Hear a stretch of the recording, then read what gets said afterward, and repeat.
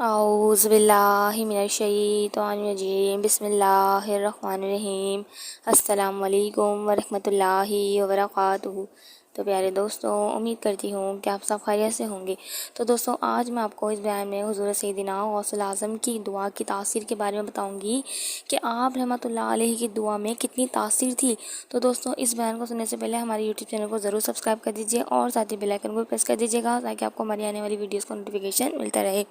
ابو السعود الحریمی رحمۃ اللہ علیہ سے مروی ہے کہ ابو المظفر حسن بن نجم تاجر نے شیخ حماد رحمۃ اللہ علیہ کی خدمت میں حاضر ہو کر عرض کیا، حضور والا، میرا ملک شام کی طرف سفر کرنے کا ارادہ ہے اور میرا قافلہ بھی تیار ہے۔ 700 دینار کا مال تجارت ہمراہ لے جاؤں گا۔ تو شیخ حماد رحمۃ اللہ علیہ نے فرمایا، اگر تم اس سال سفر کرو گے تو تم سفر میں ہی قتل کر دیے جاؤ گے اور تمہارا مال و اسباب لوٹ لیا جائے گا۔ وہ آپ رحمۃ اللہ کا ارشاد سن کر مغموم حالت میں باہر نکلا تو حضرت سیدنا غوث اعظم رحمۃ اللہ علیہ سے ملاقات ہو گئی۔ اس نے شیخ حماد رحمۃ اللہ علیہ کا ارشاد سنایا تو آپ نے فرمایا، اگر تم سفر کرنا چاہتے ہو تو جاؤ، تم اپنے سفر سے صحیح و تندرست واپس آؤ گے، میں اس کا ضامن ہوں۔ آپ کی بشارت سن کر وہ تاجر سفر پر چلا گیا اور ملک شام میں جا کر 1000 دینار کا اس نے اپنا مال فروخت کیا۔ اس کے بعد وہ تاجر اپنے کسی کام کے لیے حلب چلا گیا۔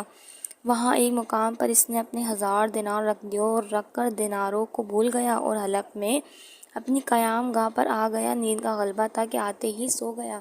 خواب میں کیا دیکھتا ہے کہ عرب بدوؤں نے اس کا قافلہ لوٹ لیا اور قافلے کے کافی آدمیوں کو بھی قتل کر دیا ہے اور خود اس پر بھی حملہ کر کے اس کو مار ڈالا ہے۔ گھبرا کر بیدار ہوا تو اسے اپنے دینار یاد آ گئے۔ فوراً دوڑتا ہوا اس جگہ پر پہنچا تو دینار وہاں سے ویسے ہی پڑے تھے۔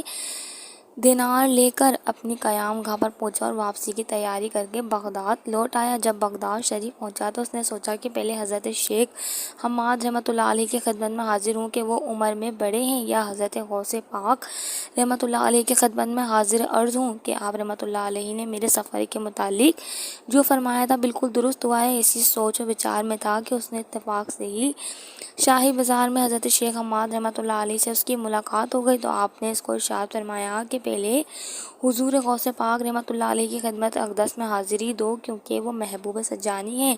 انہوں نے تمہارے حق میں 70 مرتبہ دعا مانگی ہے، یہاں تک کہ اللہ عز و جل نے تمہارے واقعے کو بیداری سے خواب میں تبدیل فرما دیا اور مال کے ضائع ہونے کو بھول جانے سے بدل دیا۔